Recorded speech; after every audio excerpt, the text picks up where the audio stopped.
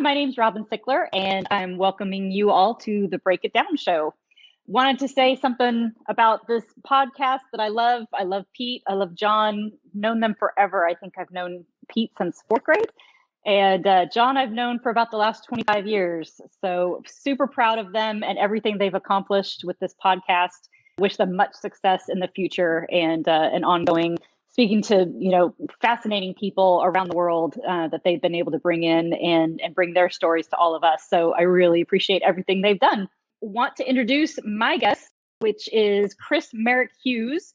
And he is responsible for some of our favorite music from back in the day, especially Tears for Fears, Adam and the Ants, and also Adam Ant's solo career as well. We're going to talk about new wave in general and how this genre has hopefully affected all of us that grew up in that era. Me especially. I can remember going and seeing Tears for Fears' final concert at the Concord Pavilion before they stopped touring as Tears for Fears, and loved their music. I think it's going to be a fascinating episode. And again, welcome to Chris. Also want to plug my charity, National Kidney Foundation. So any of you who know me know that I am a living kidney donor. And so this is a charity that is close to my heart. As you may or may not know, the National Kidney Foundation is the largest, most comprehensive and longstanding patient-centric organization that's dedicated to the awareness, prevention, and treatment of kidney disease in the United States. My story with my kidney donation was I gave my kidney almost 11 years ago now to a work colleague, and both of us are thriving. He's thriving, I'm thriving. You only need one kidney to do your thing and to live a happy life. So everyone needs to donate if you can. Medical, the cost of medical for kidney disease is a huge suck on the American insurance world as far as medical costs go. There are about 37 million adults in the United States that are estimated to have chronic kidney disease, and approximately 90% of those people don't even know they have it.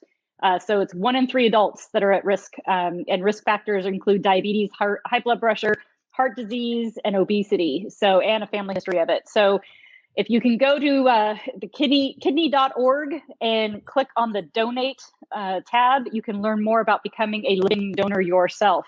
And if kidneys aren't your thing, you can also go to Save the Brave, my second favorite charity, at savethebrave.org and participate in supporting that mission by clicking donate as well. So with that being said, here is Chris and Pete, and enjoy the show. Lions Rock Productions. This is Jay Moore. This is Greg Cruz. This is Bryce Vine. This is Dexter from The Offspring. This is Nathan This East. is Sebastian Younger. This is Daryl Amy. This is Stuart Copeland. This is Mick Gillette. This is Andy Summers. This is Dr. Bob Greenberg. This is Gabby Reese. This is Rob Bell. Hey, this is John Leon Guerrero. Hey, and this is Pete A. Turner. Hi, this is Merrick Hughes, and you guys are watching Break It Down Show. And now, the Break It Down Show with John Leon Guerrero and Pete A. Turner. Man, this is so cool. I was just telling you that it's just such a treat to be able to talk with you again today. I love it. You're a busy dude, scheduled between you and me, but we've got you back on the show, and I'm so happy about that. Yeah. Jon was going to be here, but Jon has a big boy job where he builds homes for people. Okay. And he wanted me to tell you, because, Jon's a drummer, right? And since we've last spoken, he's in a British second wave invasion band. They're called the Uncommon Wealth.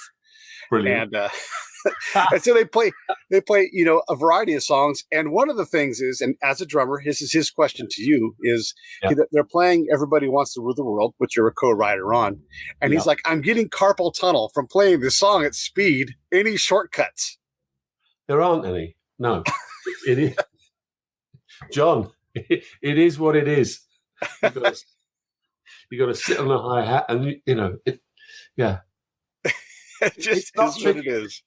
It is what it is, There's no easy fix, Yeah. Which brings me to another question. Their band is so great because they'll play,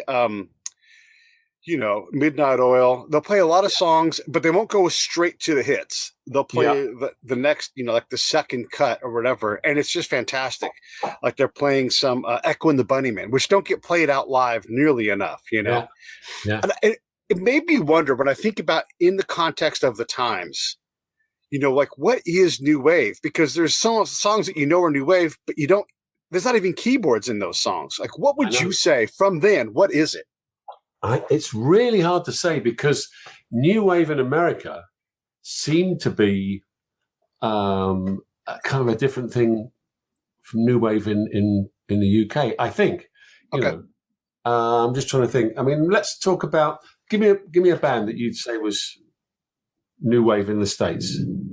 I think Modern English, Melt With You. That song is like, bam, tent pole holder for new wave form. Okay, that's about right. Yeah, that's about right. But it's had, the thing about new wave, it's had everything before it that it can build on. Yeah. It understands the nature of synths. It understands the nature of punk, hard rock. It's a kind of intelligent amalgam of those things, really, isn't it? It's a sort of an evolved musical state, I like it. And then there's a lot of bands that were punk, were new wave, they were something. I mean, like when I was listening to The Police, I was listening to new wave music. I didn't realize I was listening to prog rock until later, Yeah. Well, it was very sophisticated. I mean, it was prog, but it wasn't so prog that you didn't, the pop element and the kind of just that gentle rock thing. It was all in there. But I mean, the Police were ferocious live. I mean, they knew what they were doing, and you weren't sitting there thinking, well, this is just a prog wig out. I mean, it's always been songs based, but with that ability to go flying off and doing a bit of, hardcore progness, but amazingly talented band, the width of their work's phenomenal, Yeah. Would you say, I always think about like the bands that note for note are the strongest ever, and they've got to be up there with the songs they put out, the 60 or so songs that they put out. There's just not much swinging and missing there. No. Their canon is pretty packed. It's full, phenomenal group, and they. The other thing I think most people around the world would accept that, and they'd acknowledge that fact, I was going to ask you too about Adam and the Ants, because you were in the band and everything. And actually, just so everybody knows, I live about 20 minutes from Disneyland, where there's a funny story where Chris and the band were there one day and they bought pirate hats. We have in our house a pirate hat, and I was going to put some eyeliner on for you and just kind of yuck it up a little bit. But it was slightly dumber than pirate hats. It was like, instead of it being like the hat that Adam wears these days, which is pretty cool kind of, if it was Johnny Depp, but it'd be that kind of pirate hat thing. Yeah. That's wonderful. But the hats we bought, they were dumb. They were like cabin boy hats. They're like striped kind of deckhand hats. They looked, they were pretty dumb. And I think if I remember right, we were playing the Roxy, I think. And that's hilarious. And at a strategic moment, we put these dumb hats on and then plowed our way into a tune, And as I remember, Adam didn't know. He didn't know that we bought these dumb hats. Yeah. So we just kind of put them on at a certain point, and he looked at us like, "What are you guys doing?" He couldn't. There was that little place where it wasn't sure whether it was like, all in the nature of things, or whether it was a little bit of a ruse, a bit of a take. But very funny. I mean, he thought it was funny afterwards. Yeah. Yeah. Going back to this new wave conversation, certain bands that were new wave back then, you listen to them now, and they're really just not. Like the Go-Go's were just a straight up rock and roll band, just fronted by chicks. But because of the lady part, maybe that kind of knocked them out of the traditional 4/4 time rock and roll signature. But when I listen to them now, and I'm like, this is a band with strong grooves, and I wouldn't put them in the new wave genre anymore. But I'm not a producer. But that's classically the case. Retrospectively, you can look at things and say, well, that band were regarded as this, but in fact, what they were doing was that. And I think that what you can miss when looking back is the attitude at which things were done with.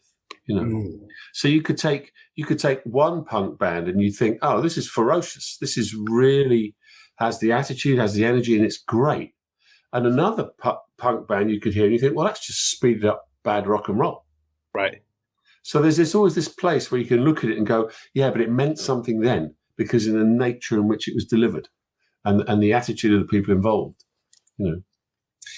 Yeah, I think the look matters. I mean, like you guys in Adam and the Ants, Yeah. I would put you in one of the genres for sure. I think is new wave because it wasn't the Who, it wasn't Correct. Rolling Stones. Correct. Yeah, I mean, it was a whole generation later, at least. So yeah, right.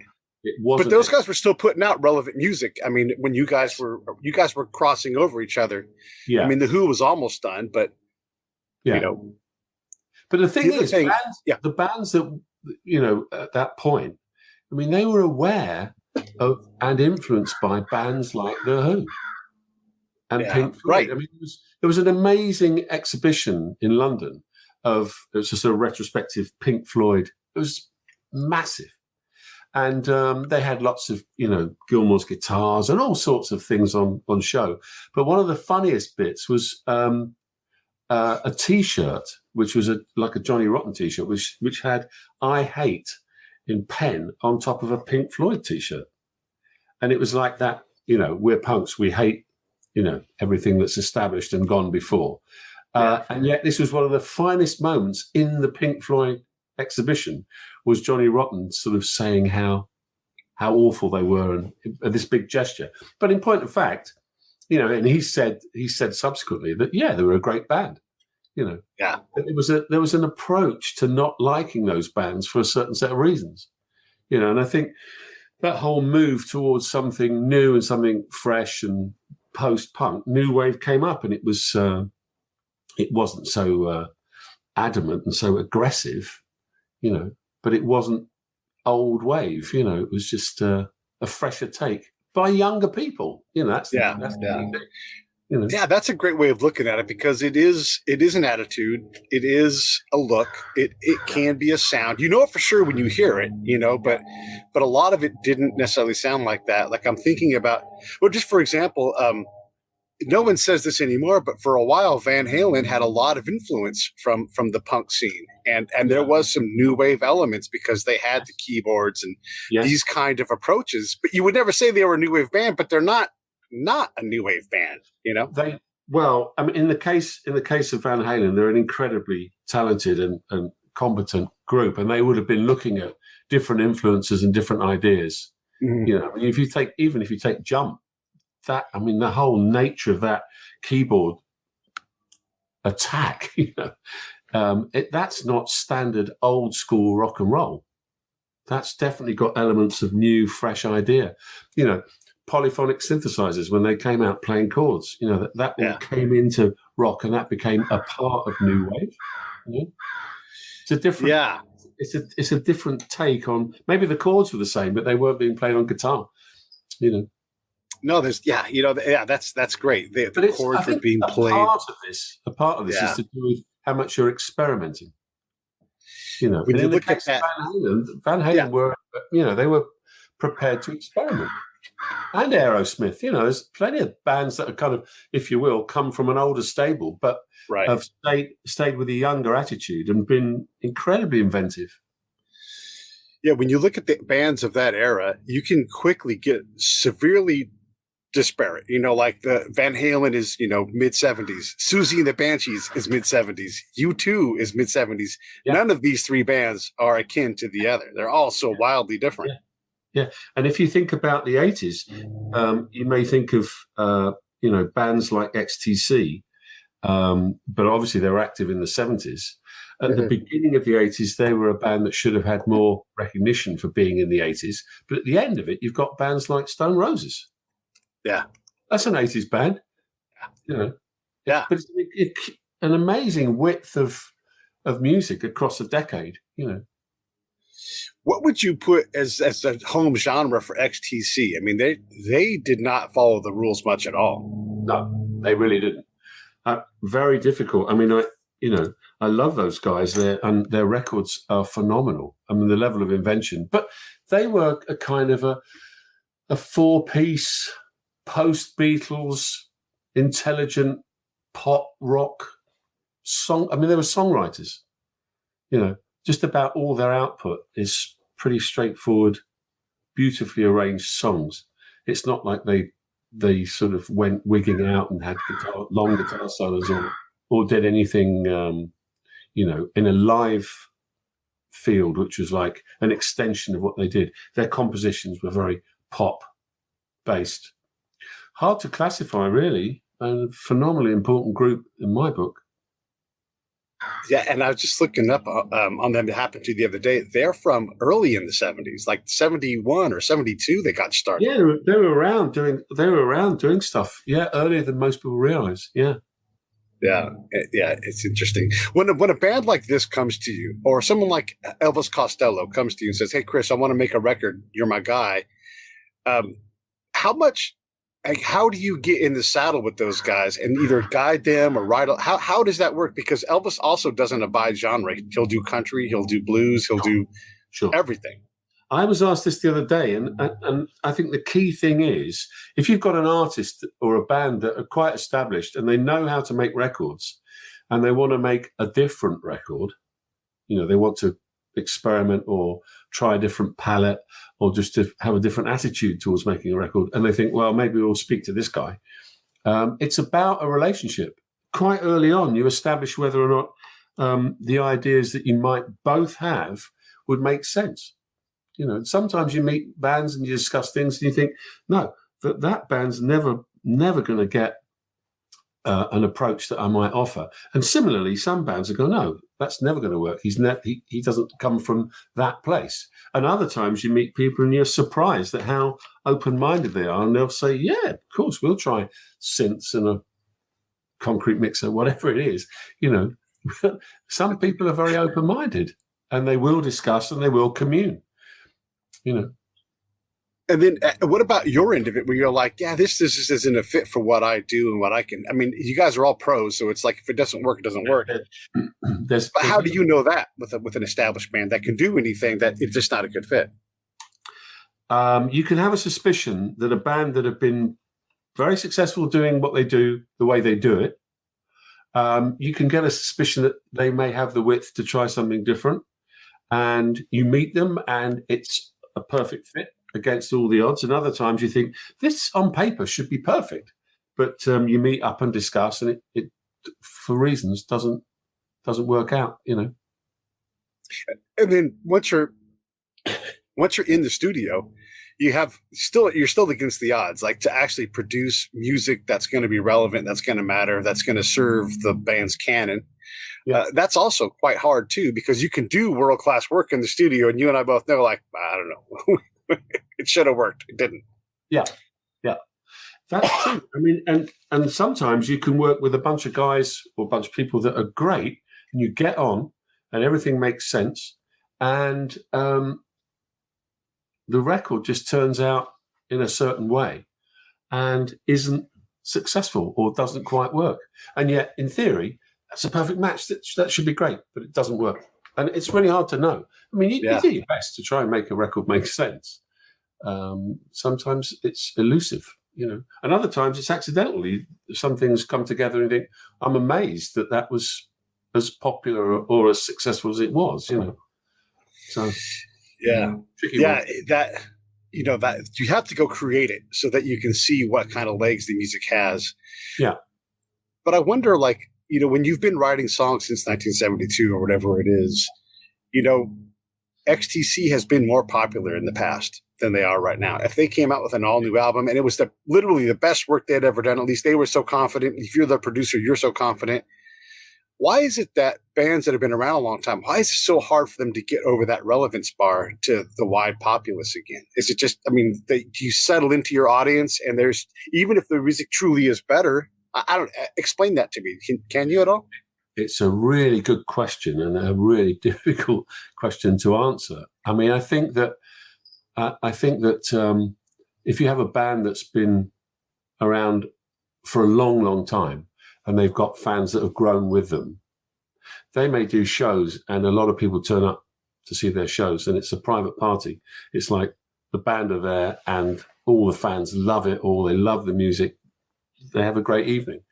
But whether that notionally translates to people who know little about that group, who are suddenly become aware of that group, thinking, well, yeah, it's nice, but it's not really speaking for me. So it's very hard sometimes for, like when you see the Stones live now, phenomenal though they are, and all their history is phenomenal, and how creative and inventive they've been, they're kind of doing a kind of greatest hits show now. So it's not. I mean, it's phenomenal. Don't get me wrong. They're an amazing band, but it's not cutting edge in terms of a music that you might know your colours to. If you're a young person trying to establish what they think about music and what their musical identity is, I'd be surprised if the Stones did that for young people now. Although I could be wrong. I mean, they're a phenomenal band. Yeah, and they have aged through generations, but it's primarily on Satisfaction and songs that are 50 years old. They have kept going, and they have done great work all the way through. For sure. It's not that I'm saying I'm not one of these people that says the Stones have fizzled out, but what I'm saying is when they do shows, it's an amazing event of, all their work, and of which masses of it are big hits. So it's, it's a 2-hour show or 2.5-hour show of fun hits, Yeah, I mean, they fill stadiums on the road, and when they tour, they are officially the biggest, tour ever. Okay. They are great. They are a world human phenomenon. They just are, Yeah. But they don't have the cred inside the industry specifically. Like when you talk about the greatest bands in the world, you could name 5 bands before you're like, oh, we have to include the Stones. But you're never like, oh my God, the Stones. Yeah. What do you attribute that to? And again, this is not in any way a knock against the Stones, but there is something about them that's missing. I think also you two have fallen into that camp now. You two used to be a phenomenally important group. And although they are a massive group and they can do massive sales and have huge concerts, they're not as vital to the society. They're not as vital to the culture as they were. And I haven't actually answered your question. I'm still looking at that going, why is that? Yeah. The Beatles, you can't speak about them because they broke up, so they're not trading quite the same way. It's very hard to know. There's something to be said for leaving some money on the table. Like Jimi Hendrix is better than he was because we're all like, look at what he could have done, and we give him a lot of credit for that. Oh, yeah. Well, he died a legend. Right. Yeah, there was no reinvention period for him. He was still inventing, and then we lost him. He was still on fire when he went. He was still great. We've been talking a lot about a lot of new wave, that kind of bands, that kind of thing. But I'm interested in that because we're just now starting to, like in the Rock and Roll Hall of Fame and other places, starting to recognize the importance of the Smiths and the Cure and all these kind of things. Yeah. And then Stevie Nicks just has a hit, or Fleetwood Mac has a hit come back to life because some guy rides a skateboard and drinks some ocean spray cranberry juice. So you never know when something can come back as a massively important cultural phenomenon. It's incredible. Yeah. I mean, some things just have a longevity. You can't put your finger on why. Maybe there was a little moment in time when someone that's doing an advert remembers a piece of music from their youth and applies it to an advert, and it works. It's really hard to know what piece of music might be influential to the people that might put that music in a different frame. Very hard to know. Is that even an attainable goal? I mean, can you go in? Okay, you two, sure, they can spend money on being great because they can fund it themselves. But, the standard band goes into studio, you're just trying to get out good songs and then sort of let it stick. Is that, maybe I'm downplaying that, but what do you think? I think that there's been, across time, there's been a kind of devaluation of the album. I mean, there's a lot of people I know that do promote the album, and there's sort of album listening parties, and there's a couple of great shows in Britain where a DJ will put a whole album on, and people will phone in and comment and say, wow, I didn't realize this was so great. I usually cherry pick and don't listen to albums, and it's amazing that, et cetera, et cetera. So I think the nature of the album and the way an album was A&R'd, record company would be very influential on how an album was constructed, perhaps what songs were being used, what the running order was, and there was a kind of a science more than an art form to ending up with an album that had a commercial potential. A lot of records these days are made by artists, perhaps in their bedrooms on laptops. And some of those albums are very, very successful, but they're not done in the same way.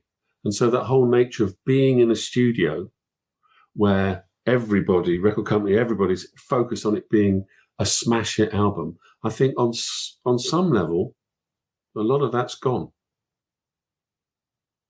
I don't think that artistry of being in the studio for hours, downtime where you're just kind of noodling and everything. Yeah. If you're by yourself, and I've told you we do these album fight things, and here's what I learn a lot of times is when you compare an album to another album, song for song, song one versus song one, and you look at what's better, I've noticed that even the greatest musicians ever, Stevie Wonder is guilty of this. Yeah. If they're left alone to produce and play their own things, it's very easy to get self-indulgent and just have a song, just have too much fat on it. And I'm not in any way criticizing Stevie Wonder's professional ability, but you can hear it when you compare it to something that's lean and tight. You're like, this is wonderful. It's made from Stevie Wonder, but someone should have been in the room to check him up and go, less.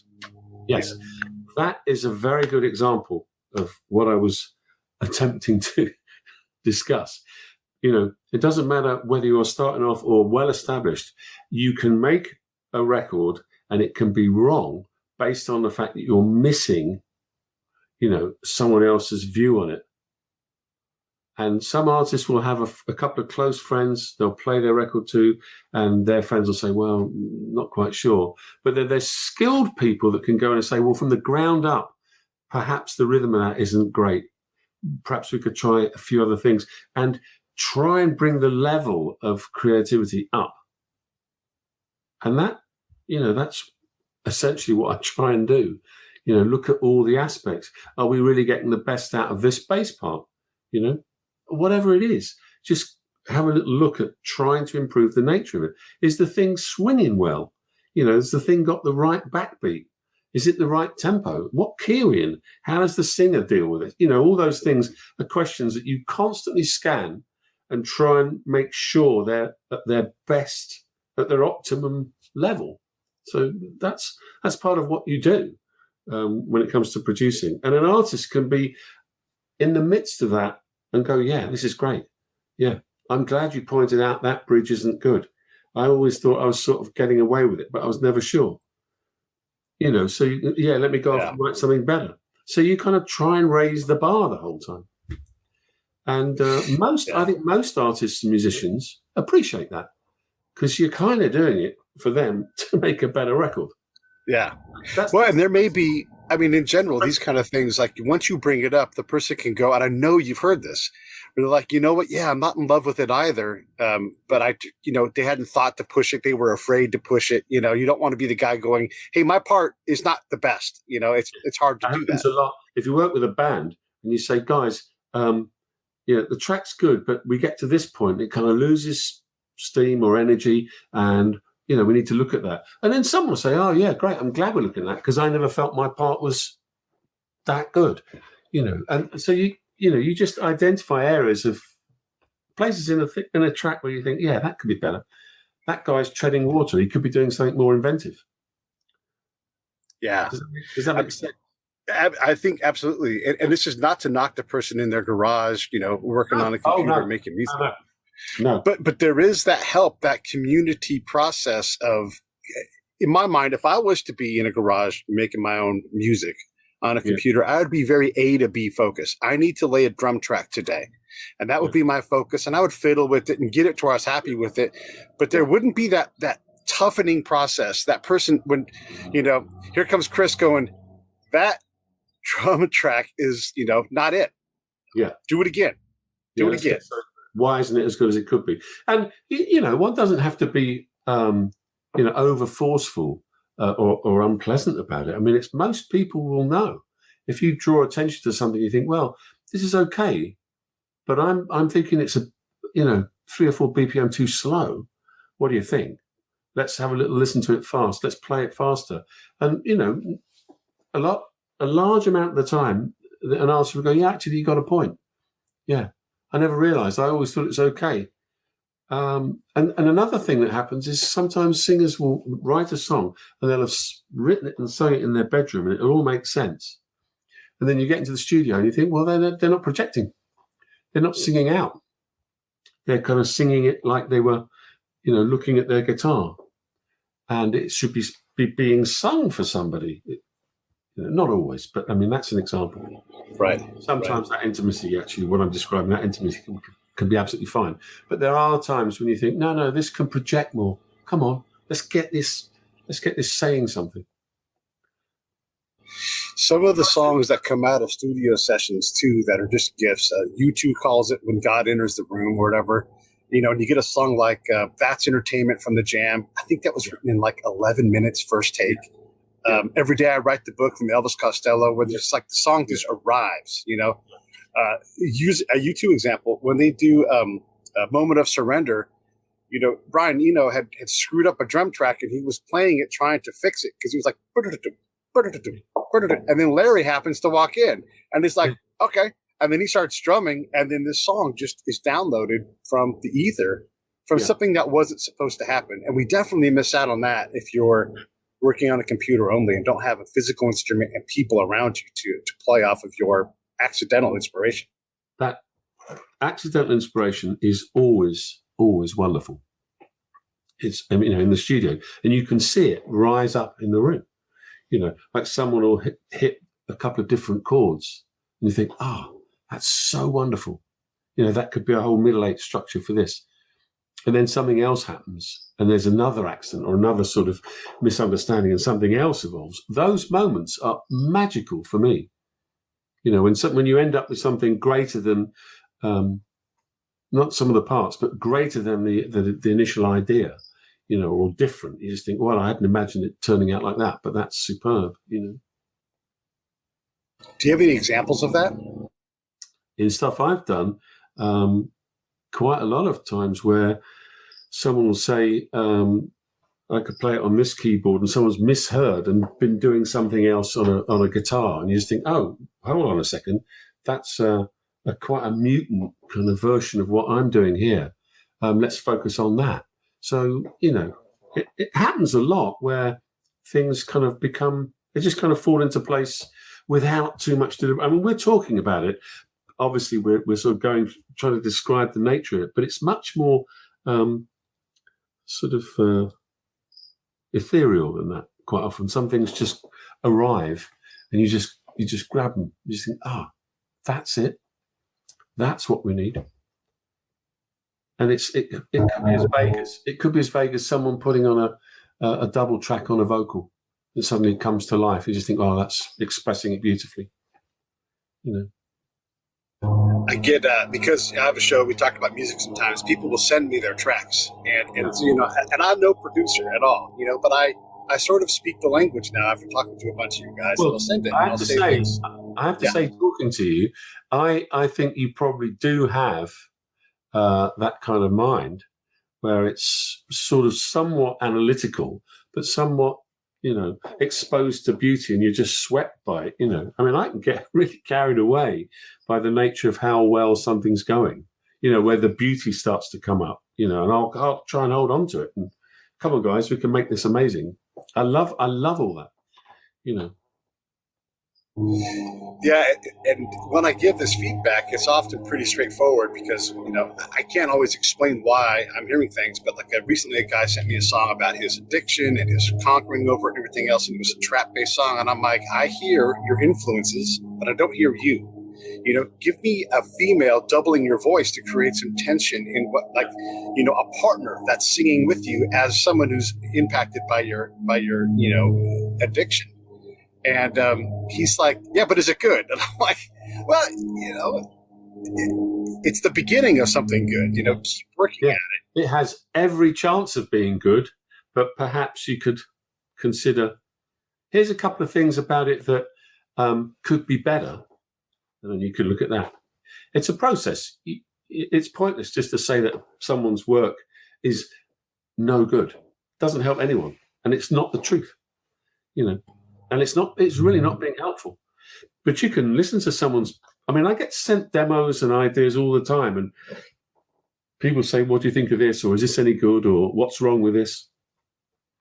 And you listen to it, and you know, there's usually something positive you can come with that might lead the recording or the track or the song to be more than it is now. You know, words of encouragement, always. Yeah, keep going. You know, perhaps you could consider a more forceful way of singing it, or it needs to come out to play a bit more. It's a little bit sort of, it's okay. It does all the right things, but there's never a point in this song that goes, I just need that little bit of woof, woof, something to happen. And a lot of people will go, oh, yeah, I get that. Yeah, I see what you mean. Yeah. Come on, I'll wake up a bit more. You know, I'll put more chest into it or whatever it is. Yeah. So I always start off with, like, the first thing is you've made this incredible song. You clearly spent a lot of time on it. And these things matter. You're in the game. You're playing the game. So keep playing the game. Yes. Here's what I think that, you know, going forward. And one of the things I also like to say is, you know, like you put a lot in when it's appropriate. You've poured your heart and soul into these lyrics. Yeah. What if you said it less? Like, think about Little Wing is not even 100 words long, you know? And so if you can find the right words, the right combination, you know, could you improve this lyric by making it shorter? You know, because longer is rarely the answer, you know, but. Yeah, I mean, sometimes, you know what it's like. I mean, some of this is as much to do with psychology as it is to do with music. It's like sometimes you meet someone and they will seemingly express themselves with very few words, and it's all great. You don't get any piffle. You just kind of get the essence of the person. And that is a classic case of less being more, you know? The other one you get is where people will be shouting. And, you know, you can say, look, you're an important person here. You don't need to shout. People will listen to you. And it's a reminder that actually sometimes it can be calmer and less verbose, and you'll get more said. And that obviously applies in music. I love that. In terms of podcasting, people ask me a lot of questions, and I always say, you have to slow down, you know, and then slow down doesn't just mean go slower. It means think more slowly, take time, leave pauses. And when you're going too slow, it's just speed up a little bit. And breathe. You know, it's the little point. Yes. And breathe, reflect, and then, definitely. Yeah. That's definitely right. Yeah. That microphone is such a powerful thing, and you're so impassioned to get your message out. It is very common to just overdo it and to blast people. And, you know, like it drives me a little bit crazy when a singer is singing all these things and you can't even understand what they're saying. And that's not just because I got blown up ears and, you know, I can't hear anything, but I'm desperate to know what you're talking about. Unless the song is like a groove song and the words are just rhythmical and everything. But if you're saying something, I really want you to say it so I can hear it. I think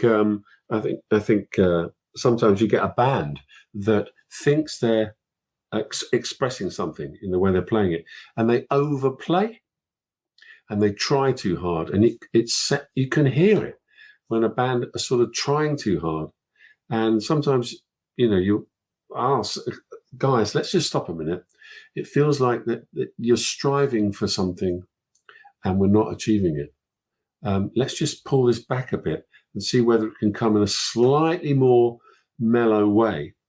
And I'm not suggesting turn it into sort of a granddad tune. I'm just saying sometimes it's kind of got too much, you know, fizz and too much flailing about. Nothing's connecting. Nothing's landing beautifully. Sometimes you can just calm it back and it'll actually have much more, weirdly, it'll have much more rage if it's not over flailing. And you can see it in bands. There's a great lyric Willie Nelson does during Redheaded Stranger, the album, and he talked about how, like, he tried not to kill his wife and her lover. He's like, I tried. He, like, and I think he says it 3 times, where like he really fought with himself to not deal with it, but and it's so much more angry knowing that he thought about it and just said, nope, I'm going to kill these people. Yeah. Yeah. This is considered. Yeah. Yeah. Yeah. Yeah. It's a fantastic thing when you think about those elements. Do you think about the audience too? Like if you're on the board and you're leaning in and you're like, oh, like you can feel it. Are you thinking about what the audience is getting and trying to give them some more of what they need? Or is that not really in the room with you when you guys are doing this stuff? It can be. It depends on the nature of the piece of music. I mean, when you go and see a live show, some of the pieces that are being played are, although it's a big gathering, are intimate. And it's a moment where the artist might be playing and the artists are expecting the audience to sort of listen and feel it and absorb perhaps the intimacy of it or the delicacy of it or how fragile it is. And there's been another track where the band are wanting to get the audience up and smashing the place up. So it depends which style of music in the studio you're working on. You hope that if it's an intimate, calm piece, that it's articulate enough for people to grasp. If it's a thumping track, then you want it, you want it to rock. And I can be at a board thinking, yeah, this is great, but it just isn't moving, just isn't right yet, And that can be something that you never get right, or, you go off and have a cup of tea and come back and go, oh, it's obvious. The drums were too loud. They're knocking everything flying. You can reflect back on why something isn't working for you, And the other thing, obviously, what happens is you can be sitting there working on something and going, it's almost there, but it's just not great. And other people can come in and go, you're crazy, man. This is fantastic. You yourself are kind of over obsessing about it. It's great. It's great. It's done. It's rare, but that can happen. But you kind of miss something because you tried too hard. And then is there also like the time when that's part of overproduction, and in learning how to produce, you will get a load wrong and you will overproduce things and you will make some hideous records as a result of learning your craft. You make mistakes all the time. Yeah. The commonality of being able to produce music, and more, you have to have less of a command of music to make me, because the computer can help you do a lot of these things. Yeah. So we lose a lot of that elasticity of time. The imperfection, the wrong chord, the hammer-on that sneaks in. Sure. And you're like, wait, hold on, everybody stop. Do it this way again, and make that mistake part of the song. We do lose out from these things. We do. What do we gain? Brian Eno said in an interview, he'd be working on something, and there's such an ability with a computer and keyboard to alter the timing of something to get it perfect, or to get alter the pitch to get it perfect. And one's notion of perfect, I'm paraphrasing, he hasn't put it quite in this way, but I know exactly what he means. You can be focusing on a few bars where there were imperfections and you can get it absolutely perfect, and you keep going. And by the end of it, you've made the whole track perfect and you've lost everything. You've over perfected it, and it's far from perfect at that point. It's like it's lost its pulse. It's lost its lifeblood. Yeah. It's gone. Yeah. And it's lost its mistaking hammer on and a pitch bend that's just south of the notes. Missed all that. And you've lost a massive part of expression. Yeah, whenever I think about that kind of thing and timing and everything, I always think about Hot Fun in the Summertime by Sly and the Family Stone. And everybody sort of just gets in when they can. It's too hot to be on time, Yes, yeah. There's various, it's so odd. And it's wonderful that music can be all of these things. A few years ago, I was at a festival in Bristol. And the festival site was kind of on a hill. And down in the bottom of the hill was classic festival stage, analog bands, people tapping mics to see that they were on, and people thumping bass drums to make sure it all sounded good, doing all of that. And, bands playing through their show. And it was great. Up the hill was a dance tent, which was just rock solid, banging. And that was the pulse of the afternoon. You could hear this the whole afternoon. And everyone in the dance tent was absolutely on one. It was the most focused, perfect. Everything was in tune. Everything was on time. Amazing.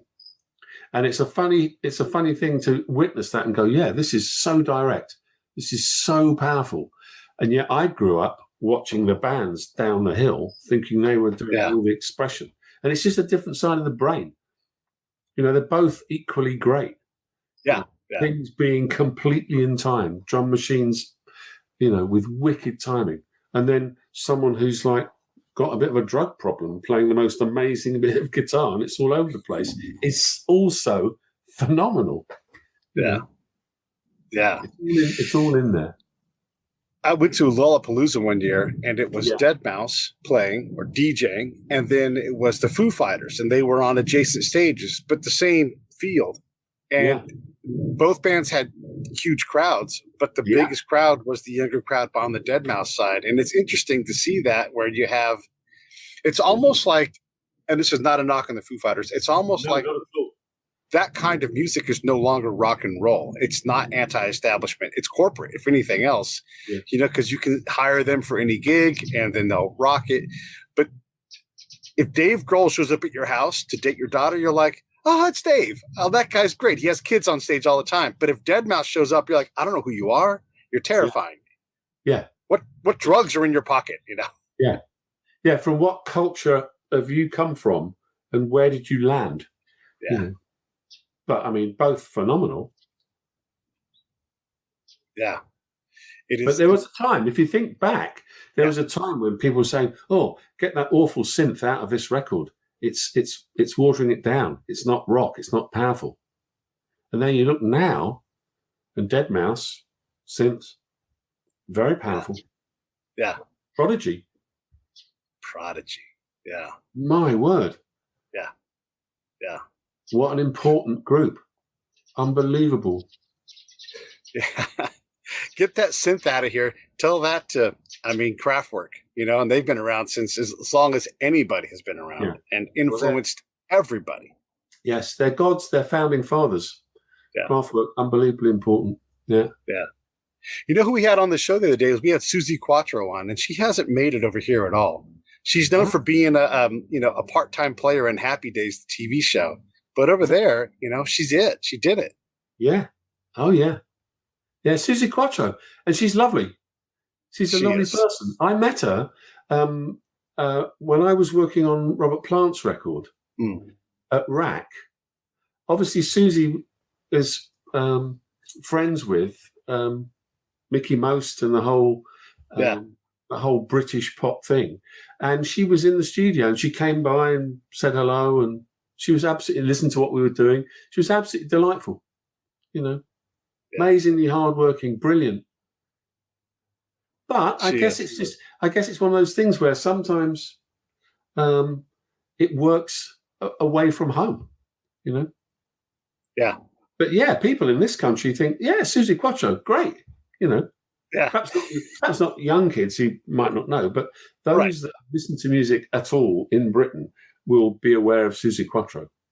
Yeah. Well, I mean, if you front a band with the bass in your hand, you're after her, you know?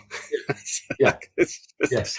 I told her she's element Q on the rock and roll chart because she's so early. You know, when they invented rock and roll, she was almost ready to be in it. She was just a little kid. Yes. Yeah. And but she was the first. With a great attitude. Amazing. Yeah. Yeah.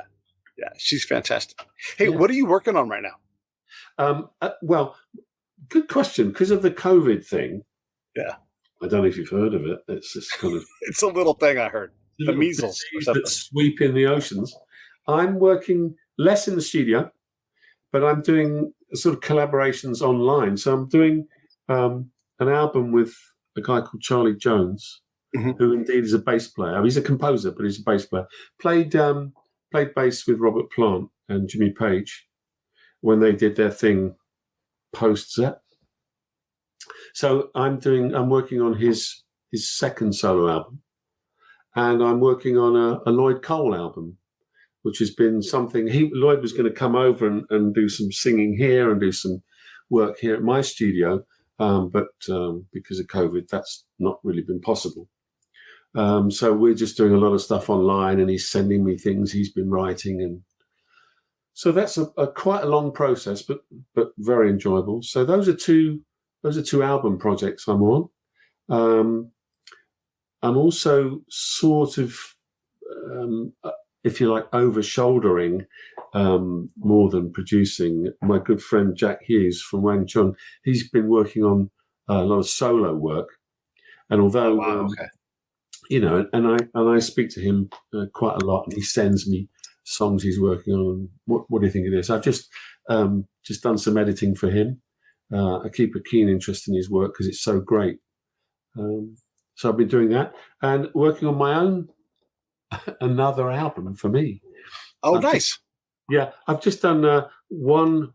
I've just finished one of the tracks from it, which is quite obtuse, really. It's called Remembrance, and it's being released on December the 11th, so it'll be up on Spotify. And it's almost like a John Cage piece, really. It's a recording and additional bits of piano and effects of. We have a Remembrance Sunday here in London on the 11th of November every year, and it's a kind of strange mutant version of that event. So within it, there's 2 minutes of silence because it's about those that fell in the wars and for our servicemen around the world, and servicewomen around the world. So it's a kind of a piece remembering the fallen, but it's also slightly not thrilled with the fact that we have war at all. So there's a kind of duality in it, but it's a 4-minute piece of something I did. So that's getting released on December the 11th, and the album will be coming at some point middle of next year, I think. Yeah, that's Remembrance Day is when you guys all wear the poppies on your lapels. Correct. Yeah, it's exactly that. Yeah, we call that Memorial Day, and we get drunk and have barbecue. Yeah. Fair enough. Well, I think Remembrance here is quite a somber thing, and I'm the older I get, the more I'm aware of how many people did lose their lives or were injured or had their lives changed. And on one hand, I'm massively respectful for all the people that have gone, and obviously some that's still alive. But I'm also massively not thrilled with the state of our leaders around the world. They strike me as quite a damaged bunch, and it's people like that are prone to making war. So it's very, very simple. It's like, of course, massive respect for those that gave so much, right? And somewhat of a, not disrespect, but like a jaundiced look at those that have caused war. That's my feeling about it. So I think it's appropriate. Sorry? I'm a veteran, and I agree with you. Like, we go too often. We're not willing to pay the price up front. And then we go and wreck people's lives and homelands and nations to what, and like, we just don't reliably fix what we break. And it's never, if we could focus on poverty, everybody would be a lot better off. If we were able to reliably lift people out of extreme poverty, that would be a better goal. Remembrance Day, though. So that comes out when this month? It's December the 11th. It's just a little tune that will be popped up. Well, I say tune. It's well, you have to hear it. Yeah, well, I'll put that in the show notes so people can check it out. It'll be on Spotify as well, right? Yeah, it's on Spotify. Yeah, it starts with piano and it ends with well, if I can just spend a little bit more time talking about this, please. The Tower of London had an exhibition, and it was basically a whole sea of poppies. They were like ceramic, and there was a poppy for everyone who died. And they had, at a certain time of the day, they had people coming out and reading the names of soldiers that had died. And so every evening they were trying to get through a list of everyone that had died. And they'd read a certain amount out each evening. And I was there on one of the occasions this happened. And when they'd finished, there was a lot of people around and they all applauded. They all clapped, but it wasn't, it was a very, it's rather like how you don't clap in church. It's kind of, there was a sort of moment where everyone felt quite taken by this, but nevertheless, there was this applause, and it didn't have any yelling in it or anything kind of explosive. It was very calm. And it's actually a lot of people clapping incredibly softly. And I was so taken by it, I actually started recording it. And so at the end of the piece, it's a recording of the people that were around me applauding the names that were being read out. So it's kind of a strange way. It feels like it's the end of a live piece of music, but it so isn't. But anyway, it ends with. I love that. It ends with it. Wycliffe Jean talks about how in Haiti there's music everywhere. Yeah. It's the birds, it's the and the natural ambient sounds of their world really for him becomes music all the time. Yeah, he's right. Yeah, it's everywhere.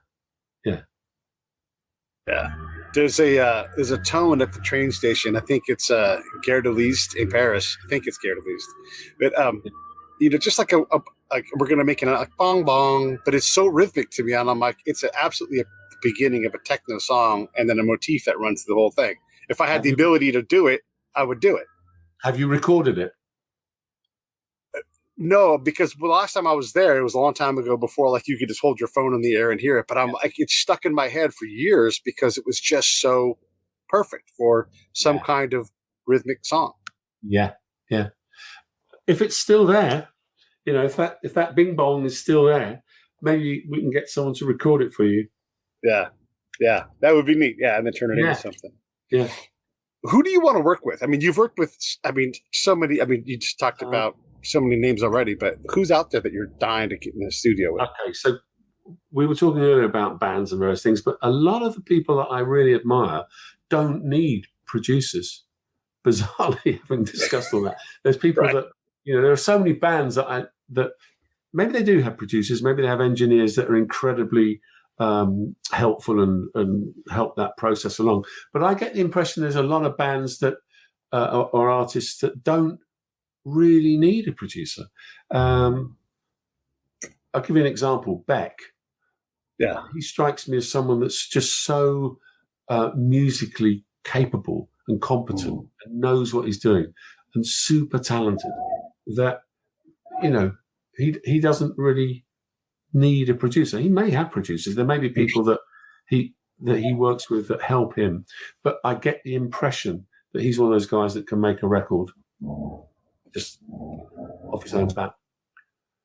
So there's quite, bands like Sonic Youth, for example. I could be wrong, but I get the impression they kind of know what they want to do. Yeah.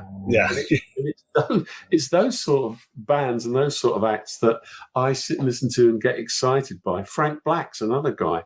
I mean, he knows what he's doing. So the people I'd like to work with these days are people that wouldn't want to work. They'd be doing it anyway. So right, they're already doing it. Yeah. The question should be, what pile of bands would you like to sit in the studio up the back and watch? That would be fun. So do you see your job now then less as someone on the cutting edge of art and like defining new sounds and more of a guide to get a band from this point to the next point? Is that more of your job now? Like you're like a guide for, you're still going up Everest, right? But you're taking 4 newer climbers and taking them up this impossible journey. Is that a characterization of it? There is much more of a sense of there's quite a few ways we could go on this record. It could be like this. We could try that. I like the approach we've got here. That's worth pursuing. Let's keep going this way. There is more of that sense of keep going. This is good. Yeah. Whereas perhaps in the old days, I would be much more wanting to sort of invest in it in a different way. I'd want perhaps, guys, we must try this synth, this particular preset I've been working on. It's this could work, and wanting to sort of put a sound or a statement or some kind of nuance in there, because that's somewhat the artistic side of things. These days, I'm less bothered about having to have a certain bass sound or a certain synth part or a certain guitar element that I might have brought to the party. It's more likely to be, let's get this conversation with that harp and that guitar and see what that sounds like. So it's shifted, I'm much more likely to relax about things that I might not like or would do a certain way, but work. It doesn't have to be about me liking it, but it probably has to be a bit about me thinking what's being done is being done well. I don't know if that makes... No, it makes perfect sense. Okay. I want to talk about U2 again, because that's what I always do. They're my favorite band. But when they talk about how they make songs, a good idea has to be able to withstand quite a bit of challenge. And to go so far as Brian Eno saying, grab that dobro, grab that microphone, and play it that way, and then see if the song can fight its way through these ideas and get it to where it needs to be. Yeah. Do you have things like that, like grab this dobro and play it again, or let's try it this way? There, many times, I can think of examples where the song isn't really formed properly, and it's got loads of decoration, loads of things fizzing around, and it's all doing an impressive front end. And you can listen to it and you go, well, what? Hold on. What's the sentiment in this song? What are you trying to say? Can we just bring this down to just the piano? Right. Just sit and play the piano and sing the song. Let's find the truth in this song. And then when everything's paired off and you're listening to the nature of perhaps the melody and the nature of what the sentiment in the song, the lyric is, you can, at that point, you can go, okay, I still don't get what you're trying to say. Can we be more straightforward? Can we be more honest in the nature of what this song's about? And I can give examples. For example, talking to people about John Lennon writing "Don't Let Me Down." It's pretty obvious what he's singing about. Right. In the chorus, that's it. You get what he's saying. There's no mystery. It's what he's worried about and what he's saying, what he's thinking. And perhaps the song we're working on is couched too much. It's kind of avoiding the issue. What are you trying to say? Let's try and work on a way of just saying what you mean. And it's not always easy. Sometimes an artist will say, no, I want to be oblique. I want this to be, I don't want to wear it on my sleeve and say what it is. I want this for interpretation. This could be 5 or 6 different things. And we need to work on it being that vague and that obtuse and that weird and that, and at that point you're going, yeah, okay, fair enough. Yeah, fair enough. Yeah, interesting. Let's look at making this vague, notional set of ideas cohesive and work in one song. Yeah, I love songs like that can be interpreted by somebody completely different than somebody else. When they land, they're wonderful. Sure. You got time for one more real quick question?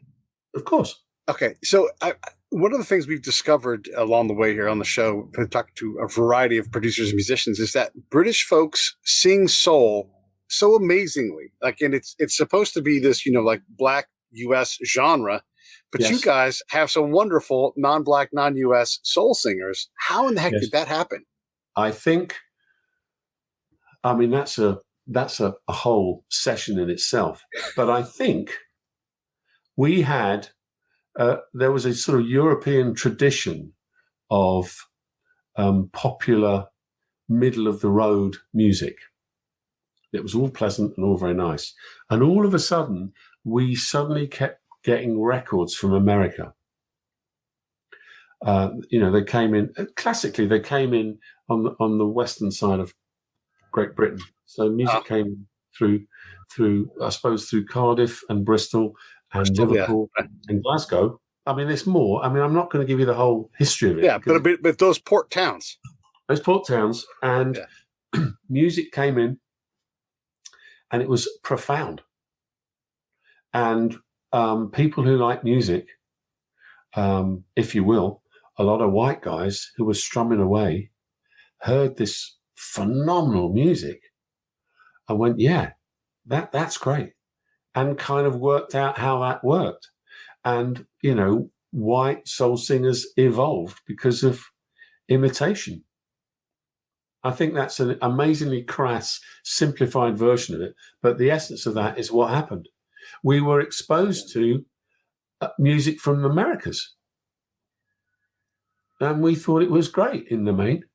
And it was appreciably more exciting and more for the youth than the kind of European kind of middle of the road light BBC music, that we had. I mean, you have to realize there were the pirate radio stations. They were a massive influence on music we got to hear. Radio Luxembourg, that was playing great music, and American Forces Network. Those radio stations, we got to hear stuff, and then records coming in from those ports.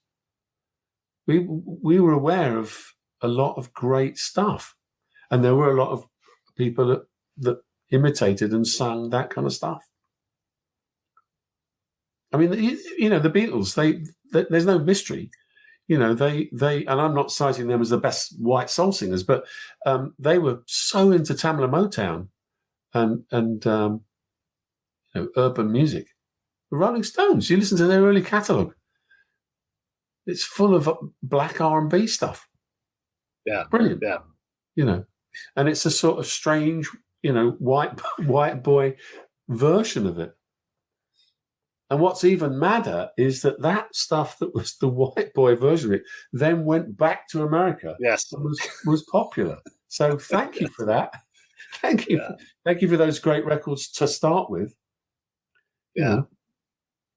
Yeah, it's interesting. I mean, like someone like Amy Winehouse, who's just dangerous in the way she sang, and you knew she was living over the edge. And then Adele and the pain that she brings, and they're just wonderful, wonderful singers. In their ability to do this, and it's absolutely like if you look, you're like, oh, they're that's our music. Why didn't we love it when why didn't we buy all the records here?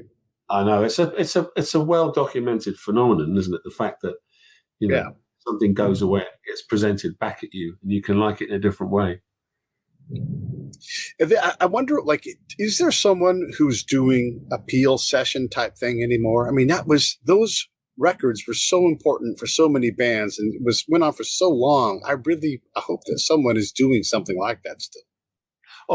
In terms of a DJ on radio. DJ on radio having these sessions with these up and coming bands, or just any band who was anybody from that era was in the Peel session, and it's it's sought out. We have a John Peel stage at Glastonbury. I mean, it's acknowledged how important he was. But there are DJs, there's young DJs coming on playing alternative music, if you like, and giving young bands a chance. Yes. All right, I actually have another question if you have time. Of course. Okay, so when you think about the tentpole bands of punk, you think about a couple of bands. One of them is the Ramones. Yeah. And then one of them is the Clash. But the Clash is absolutely a punk band, but they're not a punk sound, right? They're all over the place. I repeat my point earlier. Yes. They had a punk attitude. Right. Those guys had a way of approaching stuff, and they were also influenced by music that, there's reggae, there's all manner of stuff that's in the Clash mix. It's not like they were at any given point, we just make this kind of music, which is identified as punk music. They had a fantastic attitude, and their music grew from that. Yeah. Yeah. So you listen to the width of how that group's incredibly important. You listen to the width of what they did. Yeah. But I'd argue that their attitude about life and music and playing and social commentary and their culture and how they came about, I'm pretty certain they're fairly forceful, fearsome people about how, what they did and what they were about, So they're punk in that respect. Yeah. And they definitely... They weren't just guys that were hoping to have a little bit of success in some little pop band. I mean, they were, I saw them at, Fulham Town Hall, and they were ferocious. Yeah. I remember the thing that struck me about the Clash is the fact that, all three of them just come to the front of the stage and start singing or shouting at you or whatever. And it was like, yes, wow, this is seriously powerful. Very, very impressive band. Very important, obviously, very important band. And important in terms of, Joe Strummer's experience living abroad and just the overall attack of like all of these different social things that, like here in America, we wouldn't know about. I mean, not only is it a European band, but, he's singing about all kinds of people in all kinds of places under the same kind of attack socially. Yes. Well, I don't think he ever, I don't know for certain, but I don't think he ever lost, or the band ever lost, a sense of things they felt strongly about. Right. It's not weak music. It's strong and important and has value. And then along comes Big Audio Dynamite. It's like Mick was like, you know what? I just want to have some parties and some fun and do this dance music. Yeah. Yeah. Don't underestimate that stuff. It's really brilliant. Oh, it is for sure. But it's just such a left turn, though. Yeah, it's not the Clash in a certain vehemence sense, but it is really inspired music. Where he was at and who he was hanging with, and what the influences were. Yeah. Big Audio Dynamite, really important. Great records, I think. Yeah, very inventive. We're actually going to have DC Lee on the show. They're really classy records, and they're not slick. They're just really brilliantly made, I think. Yeah. No, I love it. Or just when they would do a cover, they would completely rip that song to pieces and bring it back in a different form. Yeah. No, very important band. Yeah. DC Lee is going to be on the show probably in January. And wow. What are your thoughts on her? Great. Very important. Been around, done a load of stuff, knows what she's doing. Yeah. Great. Send me a little note when she's going to be on, because I'd love to. You can co-host it with me if you want. Do you think? Yeah, absolutely. Wow. When are you going to do that? TBD. She's working on a new album, trying to sort some dates out. But as soon as I know, I'll send you guys an email. Okay. Well, let's keep in touch on that, because that could be brilliant. Yeah. Yeah. That would be good. Excellent. All right. Well, listen, I've had you for over an hour. You answered all my extra questions. It's just it's so much fun to get your insight on these things. And I learned so much. And I know the audience loves it. Yeah. Well, listen, I've thoroughly enjoyed it. It's been fantastic chatting with you. Yeah, likewise. Especially as much as we were going to do it a while ago, and I wasn't so well, and there was a kind of moment where, there was other things going on. But no, very, very enjoyable. Wonderful. Yeah, that's great. All right, stand by. I'm going to sign off. Yeah. Say hi to John. Say hi to John. And John sends his regards again, and I'm going to make fun of him for not being able to play that song. All right, hang on one second. We sign off.